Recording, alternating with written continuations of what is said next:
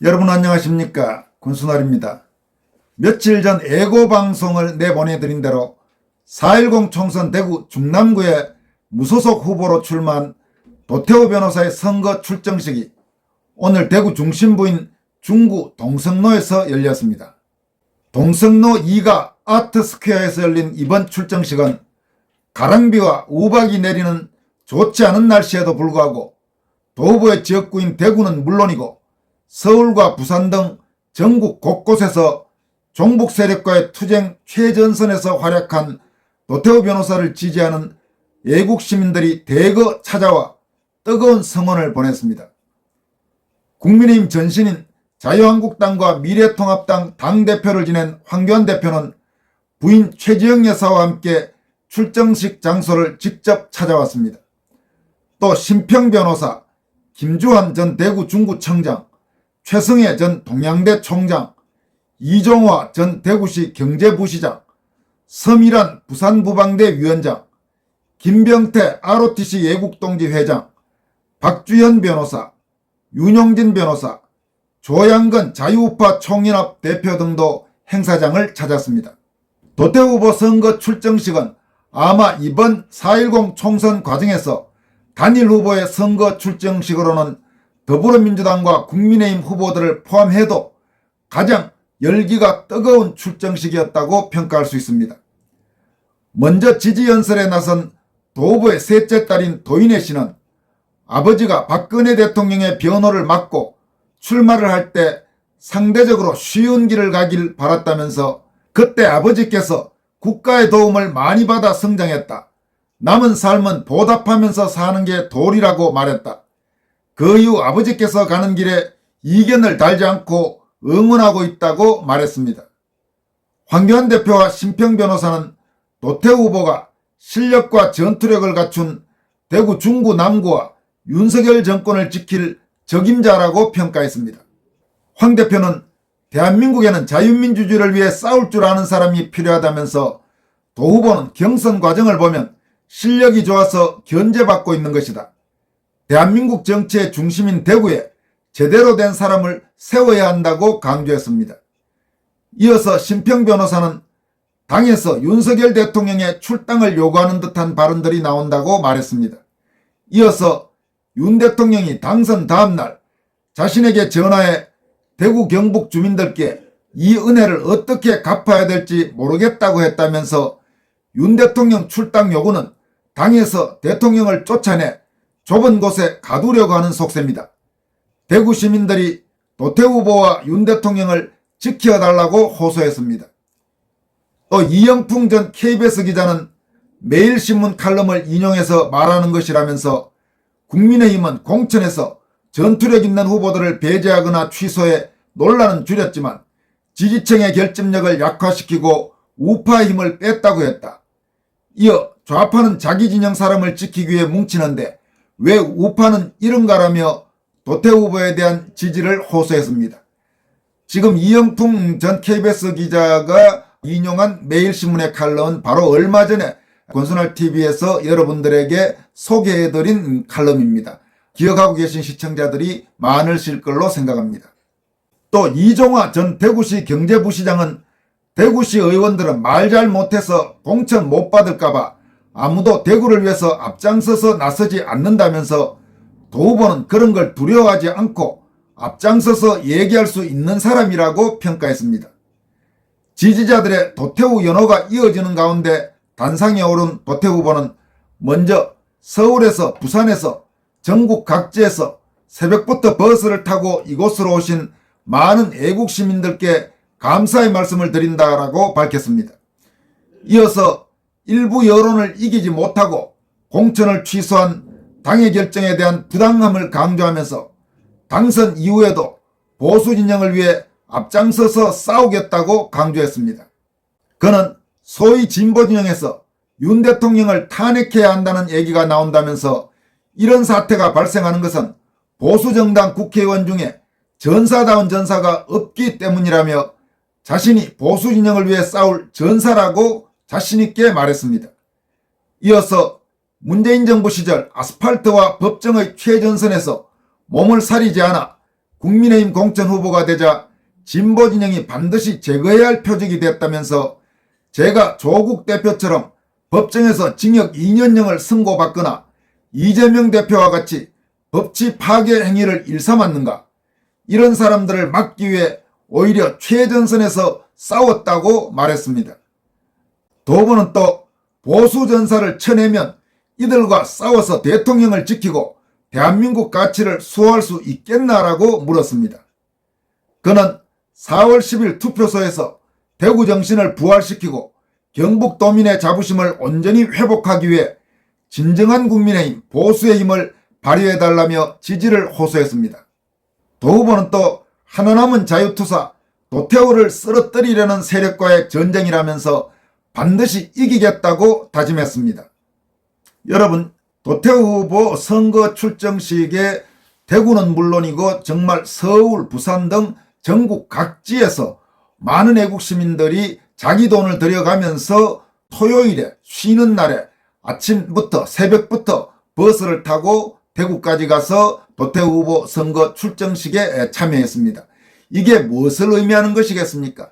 그만큼 도태우라는 인물이 지금 한국에서 보기 드문 우파의 전사, 보수의 전사라는 점을 많은 국민들이 알고 있다는 이야기입니다. 그리고 싸울 줄 모르는 국민의힘 의원 100명보다는 제대로 종북 세력과 싸울 줄 아는 도태우 같은 국회의원 한 명이 더 필요하다는 점을 많은 국민들이 인식하고 있다는 이야기입니다. 현재 이번 선거 출정식에 참여한 여러 애국 시민사회단체는 물론이고 대구 경북 출신으로 서울 같은 수도권 그리고 부산 같은 PK지역 다른 곳에 많이 나가 있는 출향 인사들 중 지식인들 그룹은 현재 거의 대부분 압도적으로 도태우 후보를 성원하고 있습니다. 그런 움직임은 바로 TK 출신인 제가 제 주변을 보더라도 아주 느낄 정도로 그런 분위기가 완연합니다.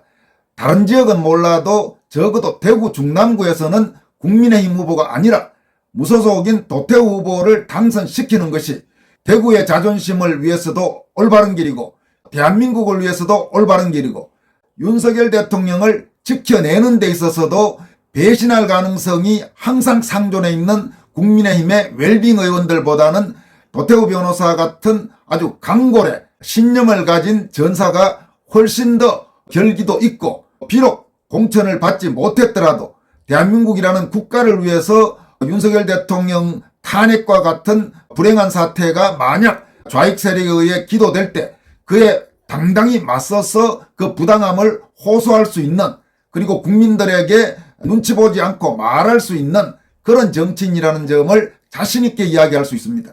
따라서 이번 4.10 총선에서 적어도 대구 중남구에서만은 그 누가 무슨 말을 하더라도 거기에 국민의힘 후보가 말을 하든 혹은 한동훈이 내려와서 무슨 국민의힘 후보에 대한 지지를 다시 호소하든 그런 거에 전혀 개의할 필요 없이 적어도 대구 중남구는 무소속 도태우 후보를 압도적인 표차로 당선시켜서 국회로 보내주시길 바랍니다. 여러분께 말씀드렸지만 저도 고향이 경상북도고 고등학교를 대구에서 나온 그야말로 TK입니다. 그런 제가 도태우 후보의 당선이 정말로 중요하다고 거듭거듭 말씀드리는 것은 만약에 이번 총선에서 도태우 후보를 낙선시키고 국민의힘이 말도 안 되는 절차를 거쳐 막판에 아주 내리꽂은 낙하산 공천자를 당선시킨다면 대구는 정말 다른 지역에서 욕얻어 먹습니다. 그렇게 해서 국민의힘 후보를 당선시킨다면 그러면 전라도가 뭐가 다릅니까? 전라도가 늘 그랬지 않습니까? 과거에 김대중이 국회의원 후보로 내리꽂으면 경상도 출신조차도 당선시키고 그러고 다음에는 이제 팽하고 이랬죠. 그러면서 김대중의 영향력은 커졌을지 모르지만 다른 지역에서 그 선거 결과를 보면서 박수를 쳐줬습니까? 아니면 욕을 했습니까? 이번 총선에서 대구 중남구만은 반드시 무소속 도태우 후보를 당선시켜 주시기를 간곡히 부탁드립니다. 도태우 후보는 또 자녀 입시 비리 및 청와대 감찰 무마 혐의로 2심에서 징역 2년을 선고받은 조국혁신당 대표가 최근 연일 검찰 독재 종식을 주장한 것과 관련해 예국 서민과 자유시민의 편에서 대한민국의 건전한 가치관과 법질서를 파괴하며 나라의 미래를 암울하게 만드는 조국, 박은정, 황운하와 같은 이들에게 용감하게 맞서자고 밝혔습니다. 노태 후보는 출정식 하루 전날인 29일 성명을 통해 조국혁신당의 비례대표 후보로 지명된 비례대표 2번 조국을 비롯해서 비례대표 1번 박은정 전 검사, 비례대표 8번 황운하 의원 등의 실명을 거론하면서 이들을 하나하나 저격했습니다. 노태 후보는 조국 대표는 자녀 입시 비리 등으로 고등법원에서 징역 2년이 선고된 상태고 그 당의 비례대표 1번으로 확정된 검사 출신 박은정 후보는 부부 재산이 1년 만에 41억 원이나 불어났다고 지적했습니다.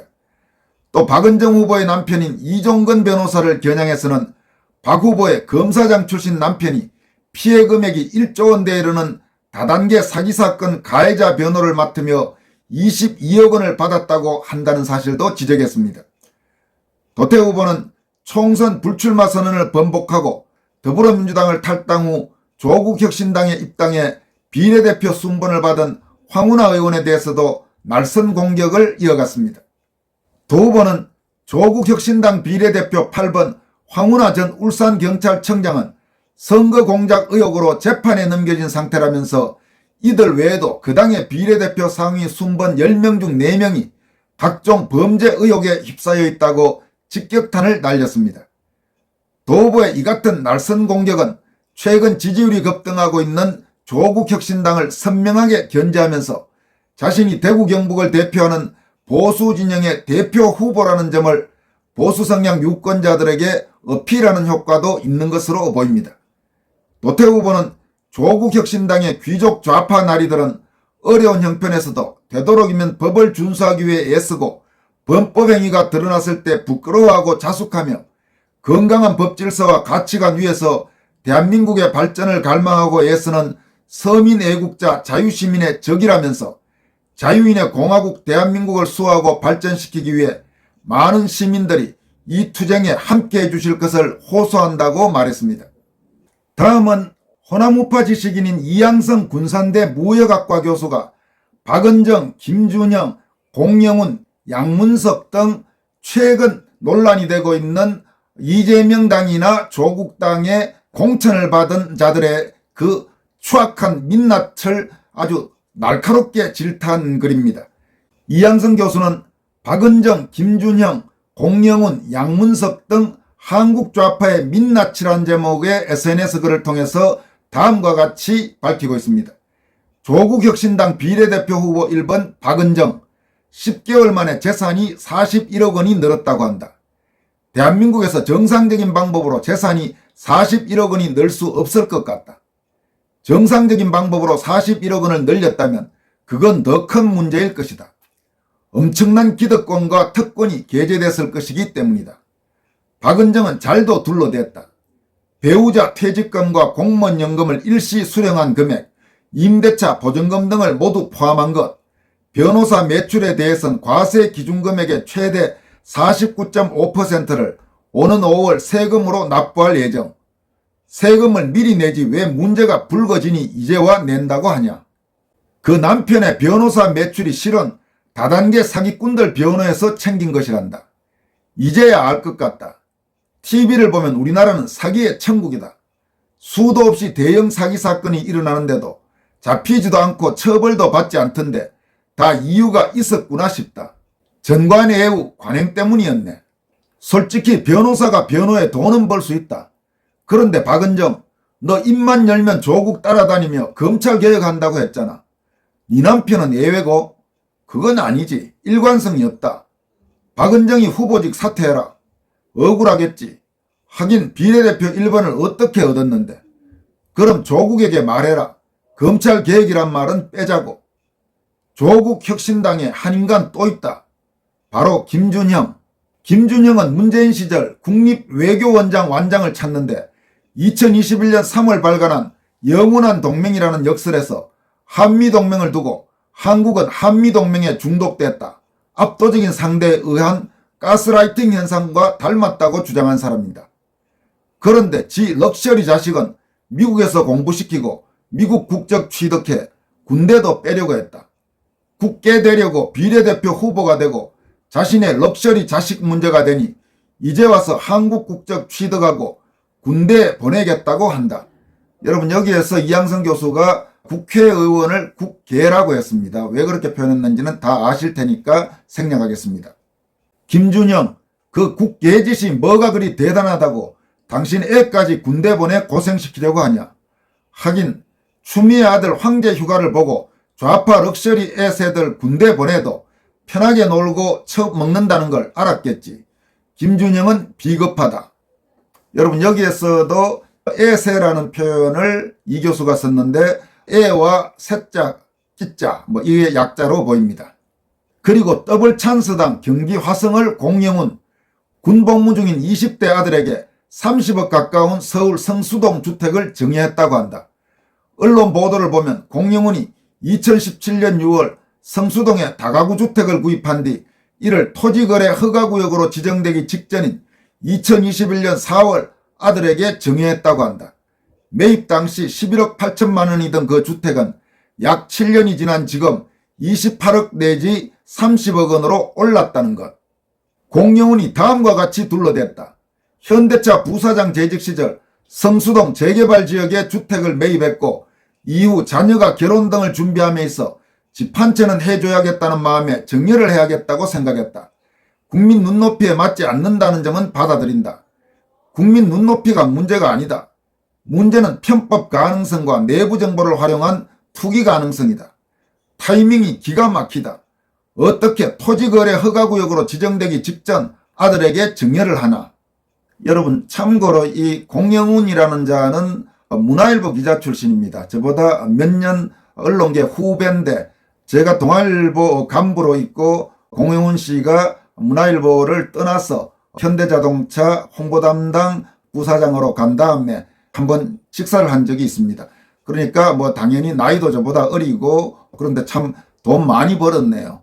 저뿐만 아니라 아마 많은 언론인 출신들이 도대체 나는 뭐 했나 이런 생각들을 하는 분들이 적지 않을 것 같습니다. 마지막으로 이양성 교수는 다음과 같이 밝히고 있습니다. 양문석, 지 딸을 이용해 주택담보대출 11억을 받아 집을 샀단다. 이런 게 정상이냐? 입만 열면 공정을 외치는 좌파 정치인들의 민낯이다. 그들의 요란한 외침이 얼마나 허무한지 깨닫게 되는 순간이다. 이렇게 밝혔습니다. 여기까지 하겠습니다. 여러분 고맙습니다.